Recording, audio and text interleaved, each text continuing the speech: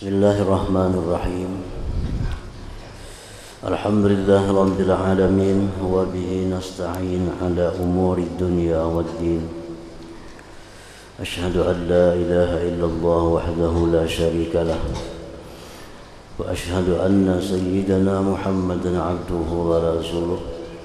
Allahumma salli wa sallim ala sayyidina maulana Muhammad wa ala alihi wa sahbihi wa dzurriyyatihi wa atba'ihi ajma'in, amma ba'd. Yang kita hormati dan kita muliakan para habaib dan para alim ulama, para muhibbin, hadirin hadirat rahimakumullah.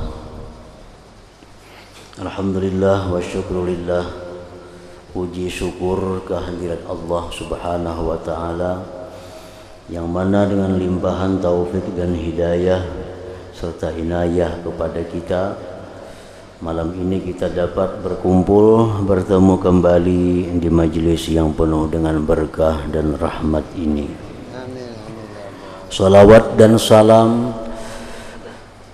atas junjungan kita Nabi besar Muhammad sallallahu alaihi wasallam dan seluruh keluarga, para sahabat, zuriat dan pengikut beliau sampai hari kiamat nantinya. Para muhibbin rahimakumullah, selanjutnya tentang maksiat hati adalah ar-ridha bil maksiyati, yaitu menyetujui dengan kemaksiatan.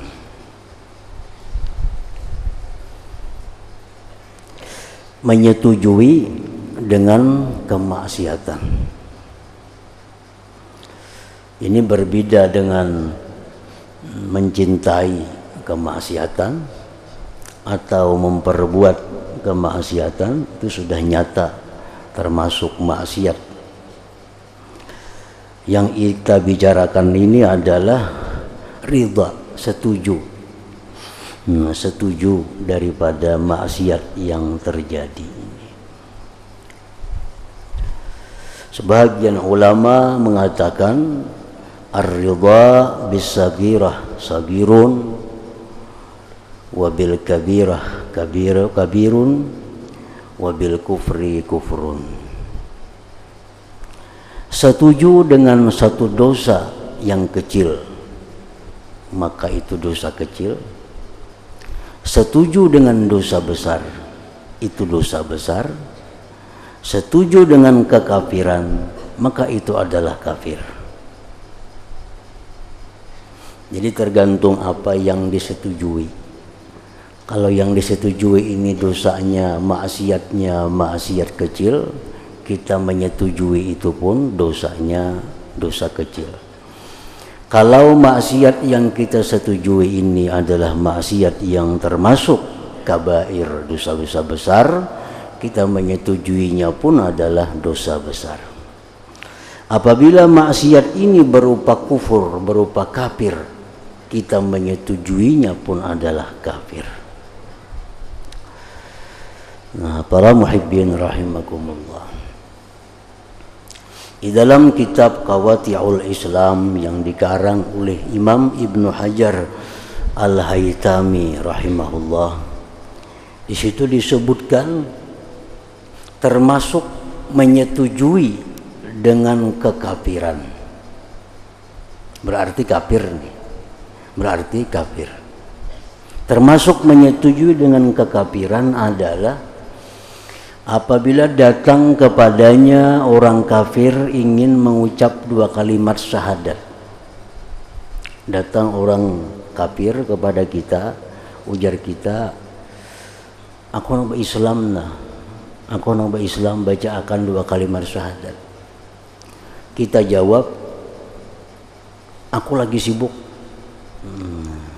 Aku lagi sibuk. Kena lain waktu. Ini termasuk ridha dengan kekafiran. Berarti tindakan seperti itu adalah kafir. Jadi umpamanya kita di kampung-kampung sana di dusun-dusun sana ada orang non Islam nang hendak Islam, Islamakan. Saat itu juga Islamakan. Jangan menunggu kayaknya dibawa lawan guru diislamakan, jangan.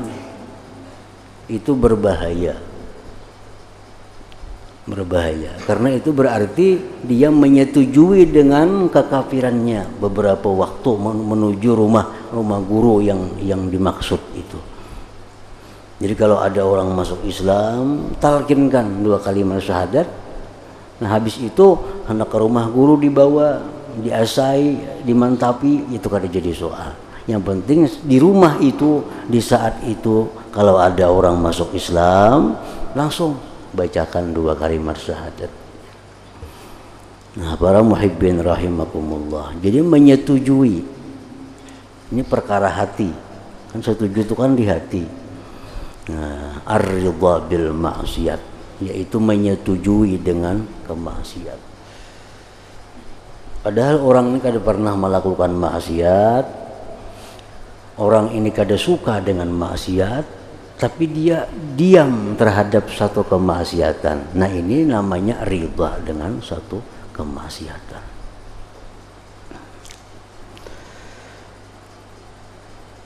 Qala an-nabiy sallallahu alaihi wasallam, "Idza umilatil khati'ah bil ard fa ankaraha kaman ghaba anha. Wa man ghaba anha faradiyaha kana kaman syahidaha." Rawahu Abu Daud. Rasulullah bersabda, apabila diperbuat satu dosa, diperbuat satu maksiat di muka bumi ini, maka dia tidak setuju. Nah, dia tidak setuju. Maka dia seperti orang yang tidak menyaksikan dengan maksiat itu. Walaupun dia di hadapan suatu kemaksiatan. Ini orang berada di tempat maksiat, sedangkan dia tidak bisa meninggalkan tempat itu. Misalnya terkunci, atau kalau kita tinggalkan tempat ini kita akan menghadapi masalah, maka dia berhadapan dengan kemaksiatan, tapi hatinya tidak setuju. Nah, hatinya tidak setuju dengan maksiat itu. Maka orang seperti ini seperti orang yang tidak menghadiri kemaksiatan. Sedangkan orang yang tidak menghadiri maksiat, hanya diamnya di rumah aja, di rumah. Tapi dia setuju. Nah, ada maksiat yang dilakukan di tempat lain, maka itu sama dengan orang yang menghadiri kemaksiatan itu. Nah, para muhibbin rahimakumullah. Jadi sangat banyak dosa kita yang didapat dari sini. Yang didapat dari sini. Kita mungkin melarang istri kita memakai pakaian yang membuka aurat. Kita mungkin sudah melarang anak-anak kita memakai pakaian yang membuka aurat. Tapi kita ketujuh melihat orang yang pakaian membuka aurat. Kalau bininya buat pakaian, memakai pakaian yang membuka aurat, dia marah. Oh, kada boleh, itu haram, jangan dipakai. Ini bagus. Anaknya, anak perempuannya memakai pakaian yang membuka aurat, ditegurnya, selamat. Tapi ada perempuan lain yang membuka auratnya ketujuh. Nah, ketujuh. Itu dosa ridha dengan kemaksiatan. Kita melihat televisi, banyak hal-hal munkarat tentu yang kita lihat di televisi itu. Banyak perkara-perkara dosa yang kita lihat di TV itu. Nah, datangnya dari sini, dari setuju dengan kemaksiatan itu. Ada acara-acara yang maksiat di televisi, kita suka menontonnya. Nah, itu bukan dosa menontonnya itu, tapi dosa setujunya dengan kemaksiatan itu. Ini paling banyak dosa yang kita dapat dari jalur ini. Nah, selama kita bergaul dengan orang banyak, selama kita sering bepergian kemana-mana, nah, maka dosa di sini banyak kita dapat. Kita tidak mengingkari, tidak ada perasaan berat bila melihat suatu kemaksiatan itu. Nah, para muhibbin rahimakumullah. Qala an-nabiy sallallahu alaihi wasallam tu'radul fitanu 'alal qulub kal hasiri 'udan 'uda wa ayyu qalbin ushribaha nukita fihi nuqtatun sauda wa ayyu qalbin ankaraha nukita fihi nuqtatun bidha ila akhir al-hadis rawahu Muslim. Qala Ibnu Hajar fi syarhi hadzal hadis innal qalba idza tatana wa kharajat minhu hurmatul ma'asi kharaja minhu nurul iman kama yakhrujul minal kuzi idza mala awin takas. Sesungguhnya hati manusia bila terfitnah, tergoda, dan keluar daripada hati manusia itu keharaman suatu maksiat. Nah, hatinya itu kadada lagi dalam hatinya itu keberatan. Nah, dengan sebuah kemaksiatan, maka keluar dari hati orang itu cahaya iman, sebagaimana keluarnya air dari gelas bila mana miring atau terbalik. Nah, jadi kita bila melihat satu kemaksiatan, kita setuju, kita diam, hati kita tidak ada keberatan, maka itu cahaya iman keluar dari hati kita.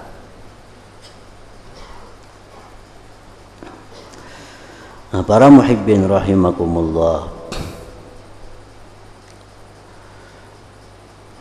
Rasulullah sallallahu alaihi wasallam ditanya, atuhlakul qaryatu wa fihas salihun? Qala na'am. Qila bima ya Rasulullah? Qala bitahawunihim wa sukutihim ala ma'asillahi ta'ala. Apakah dibinasakan wahai Rasulullah suatu kampung? Apakah dibinasakan suatu negeri yang di situ banyak orang-orang saleh, banyak di situ orang-orang ahli ibadah?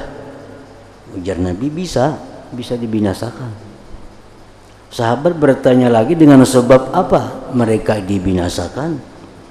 Rasul menjawab, bila sudah mereka itu meremehkan dan diam atas kemaksiatan yang terjadi. Walaupun banyak orang-orang saleh, banyak orang-orang ahli ibadah, tapi di situ maksiat dianggap biasa, tidak dihiraukan, maksiat tidak ada keberatan terjadinya. Nah, maka itu menyebabkan Allah akan menurunkan suatu bala, bencana ke negeri yang demikian itu, walaupun banyak orang ahli ibadah di sana. Qala an-nabiy sallallahu alaihi wasallam, man ra'a minkum munkaran falyughayyirhu bi yadihi fa illam yastati' fa bi lisanihi fa illam yastati' fa biqalbihi wa dzalika adhaful iman. Apabila melihat kalian suatu kemungkaran, suatu kemaksiatan, maka rubahlah dengan tangan. Ini khusus untuk orang-orang yang berkuasa. Untuk orang-orang yang berkuasa, macam kita di rumah kita, kan kita berkuasa sebagai seorang laki, sebagai seorang suami, yang disebut Quran qawwamun 'alan nisa. Laki-laki ini berkuasa di rumah itu. Nah, apabila di rumah itu terjadi suatu kemunkaran, maka si orang laki-laki yang berkuasa ini mesti bertindak dengan tangan. Kada cukup dengan mulut, mesti dengan tangan. Misalnya ada anak kita yang melakukan kemunkaran atau memakai satu kemunkaran, rebut dengan tangan, rubah kemunkaran itu. Karena ini di bawah kekuasaan kita, di bawah kekuasaan kita. Kada cukup hanya dengan ditegur, kada cukup dengan ditegur, mesti kita rubah. Tapi kalau sudah di rumah tetangga itu sudah kada kekuasaan kita. Sudah di rumah orang lain itu bukan kekuasaan kita. Fa'illam yastati', apabila seseorang itu tidak mampu merubahnya dengan langsung tangannya, fabilisani, dengan lisannya, dengan nasihatnya, dengan tegurannya, dengan keterangannya. Nah ini mungkin untuk orang-orang yang punya pengetahuan agama, untuk khatib-khatib, untuk da'i-da'i yang mereka bila melihat mengetahui ada kemungkaran, maka dia mesti menerangkan, menjelaskan bahwa itu adalah satu kemungkaran yang wajib dijauhi. Fa illam yastati' fa bi qalbih, jikalau dia tidak mampu merubah satu kemungkaran dengan lisannya, maka dengan hatinya. Nah, hatinya, bahwa dzalika adhaful iman, ini sudah paling lemah iman, paling lemah, paling rendah derajatnya. Nah para muhibbin rahimakumullah, ada dua cara yang diajarkan oleh ulama kepada kita tentang keberatannya hati kita terhadap suatu munkar. Yang pertama, kita sudah merubah lawan tangan, sudah kada mampu. Dengan lisan kita kada mampu. Tinggal lagi satu-satunya dengan hati. Nah ini para ulama menjelaskan ada dua cara yang dengan hati ini. Pertama, begitu kita melihat kemunkaran di hati kita, Allahumma hadza munkar inni la ardaha. Ya Allah, ini satu kemunkaran, hamba tidak ridha akan dia. Nah itu maka dalam hati aja harus diucapkan. Kita lewat misalnya malam hari, di tengah jalan ada orang melakukan hal-hal kemaksiatan. Di tengah jalan ada orang bakaruki, melakian binian tanpa ada batas. Kan kemungkaran. Ini kemungkaran. Nah, kalau kita bisa merubah dengan tangan, rubah dengan tangan. Jelas itu bukan urusan kita. Itu ada pembakal di situ, ada polisi, ada macam-macam, itu urusannya. Dengan lisan kita kada didengar orang. Tinggal dengan hati, Allahumma hadza inna hadza munkar la ardah. Ya Allah, ini satu kemunkaran yang hamba tidak ridha akan dia. Nah itu untuk menyelamatkan kita jangan sampai kena dosa, ar-ridha bil maksiat. Bila kita melihat hal-hal maksiat itu kita diam, apalagi kita merasa nyaman dengannya, nah ini sudah masuk dalam perbuatan maksiat. Walaupun kita kadang melakukannya, Di bahasa kitanya, ya Allah ini kemungkaran, nah hamba tidak ridha dengannya di hati kita. Nah supaya kita selamat daripada dosa kemaksiatan. Itu secara umum. Yang kedua yang dilakukan oleh orang-orang yang ma'rifat kepada Allah. Mereka orang-orang yang ma'rifat kepada Allah itu bila mereka melihat satu kemaksiatan yang mereka tidak bisa merubah dengan tangannya, tidak bisa menegur dengan lisannya, maka mereka hanya dalam hati. Apa yang mereka ucapkan dalam hati mereka, Allahumma hdini wa iyyahum, ya Allah berilah petunjuk aku dan mereka itu.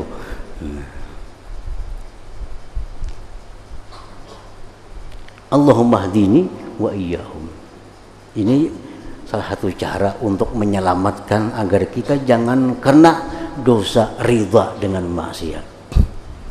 Nah, melihat kita kemaksiatan, Allahumma hdini wa iyyahum, ya Allah beri hidayah aku dan mereka itu.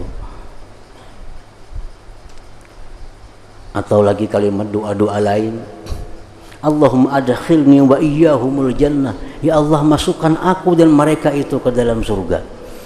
Termasuk juga, karena bila mereka itu masuk surga, tentu Allah beri tobat mereka itu, Allah beri hidayah mereka itu.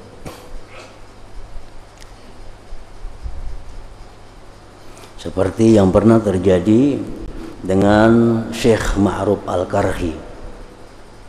Satu hari beliau duduk di tepi sungai Dajlah dengan murid-muridnya, dudukan di tepi sungai itu. Nah kemudian ada liwat kapal, di kapal itu pemuda-pemudi bejugitan, beurkisan sambil minum arak. Lalu ujar muridnya, wahai Syekh, doakan mereka tuh, ud'u alaihim, doakan dan matian, agar yang lain tidak kena kejahatan mereka. Itu tujuannya. Doakan mereka agar binasa, supaya kaum muslimin tidak kena kejahatan mereka itu. Menagur pada ini orang banyak di situ. Lalu apa doanya Ma'ruf Al-Karhi? Begitu dimohon oleh anak-anak muridnya, jar Ma'ruf Al-Karhi, Allahumma kama farrahtahum bid dunya fafarrihhum bil akhirah. Ya Allah, sebagaimana engkau buat gembira mereka di dunia, gembirakan pula mereka di akhirat. Ini satu doa yang artinya adalah bahwa beri mereka itu tobat, beri mereka itu hidayah agar mereka di akhirat masuk surga. Cuma bahasanya Allahumma kama farrahtahum bid dunya farrihhum bil akhirah. Ya Allah, sebagaimana engkau gembirakan mereka dalam dunia, beurkisan, bejugitan, beminuman, farrihhum bil akhirah, gembirakan pula mereka di akhirat kelak. Nah, ujarnya murid itu kada mendoakan binasa pian guru yang adanya. Nah, ujar Syekh Ma'ruf, kan kalau doa itu dikabulkan Allah, inya tobat, orang muslim selamat juga dari kejahatannya. Nah, akhirnya begitu pemuda-pemudi tadi singgah ke tepi sungai, singgah di tepi sungai Dajlah itu, mereka turun dari kapal dan langsung mereka berpisah. Kelompok perempuan jalan sekelompok, kelompok laki-laki jalan di kelompok yang lain, lalu mereka masing-masing tobat kepada Allah Subhanahu wa ta'ala. Nah, para muhibbin rahimakumullah, jadi ada dua cara nah untuk keberatan hati kita dengan satu maksiat. Cara yang pertama yang lumrah dipakai, Allahumma inna hadza munkar innila arba. Ya Allah, ini munkar, hamba tidak ridha. Nah, yang kedua, yang lebih bagus lagi, bila kita melihat satu kemunkaran, Allahumma hdini wa iyyahum, ya Allah berikan aku petunjuk dan mereka itu. Nah, bila kita mampu demikian, kita selamat daripada ridha dengan kemaksiatan. Nah, para muhibbin rahimakumullah, nah, termasuk ridha dengan maksiat ini apa yang disebut oleh Rasulullah Sallallahu Alaihi Wasallam dengan dayyus. Dayyus ini adalah orang yang ridha dengan kemaksiatan istrinya. Dayyus ini orang yang tidak ada ghirah ala ahli, tidak ada cemburu kepada istrinya. Ini dayyus. Ini termasuk maksiat ridha dengan kemaksiatan. Melihat bini bepandiran lawan lelakian, itu dayyus, kada ada cemburu, setuju. Nah, ini bahayanya besar, dosanya besar. Bahkan Rasulullah mengatakan, salasatun la yadkhulunal jannah, ada tiga yang tidak bisa masuk surga kecuali melalui hukuman, kecuali melalui siksa terlebih dahulu. Salah satunya beliau menyebut ad-dayyus. Dayyus. Apa dayyus itu? Laki-laki yang tidak punya rasa cemburu kepada istrinya. Nah, para muhibbin rahimakumullah, Kita misal hendak merangkatakan bini ke Banjar umpamanya, nyambang, menunggu taksi. Taksi supir biasa laki-laki. Begitu kita stop motor taksi, lihatnya orang kosong dalam motor, cuma ada supir. Nah, kita kada boleh membuat bini di tempat motor itu, di mobil. Dayus kita. Karena membiarkan bini kita berduaan dengan supir di dalam mobil, walaupun di belakang duduk bini kita. Kalau kita masukkan bini kita ke dalam mobil itu, kita ngarannya dayus, ada punya cemburu lawan bini. Apalagi di muka ditatayakan lawan supir, nama ginnya lagi nih tuh. Ini bini kita nama tataya supir duduk di muka, katuju aja melihat, dayus ngarannya itu. Nah, kita wajib mengingkari demikian. Wajib mengingkari itu. Karena kalau kita kada mengingkari, pertama itu dapat dosa dayus, dosa tidak ada cemburu terhadap bini, dosa riba dengan kemaksiatan, apalagi diancam oleh Nabi tidak akan masuk surga sebelum menerima siksaan dan azab yang pedih.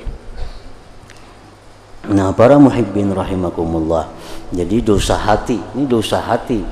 Nah, dosa hati adalah ar-ridha bil maksiat.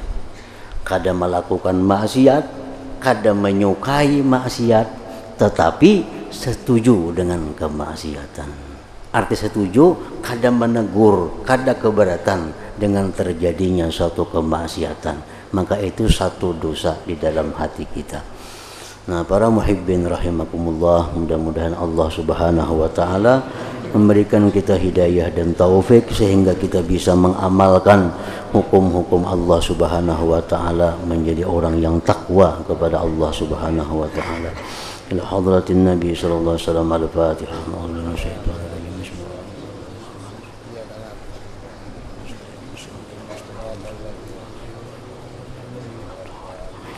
أشهد أن لا إله إلا الله وحده لا شريك له وأشهد أن سيدنا محمدا عبده ورسوله لا إله إلا الله نستغفر الله لا إله إلا الله نستغفر الله لا إله إلا الله نستغفر الله لا إله إلا الله ونتوب إلى الله لا إله إلا الله محمد رسول الله صلى الله عليه وسلم فيا أيها الرجل منه شفاعة صلوا عليه وسلموا تسليما اللهم صل وسلم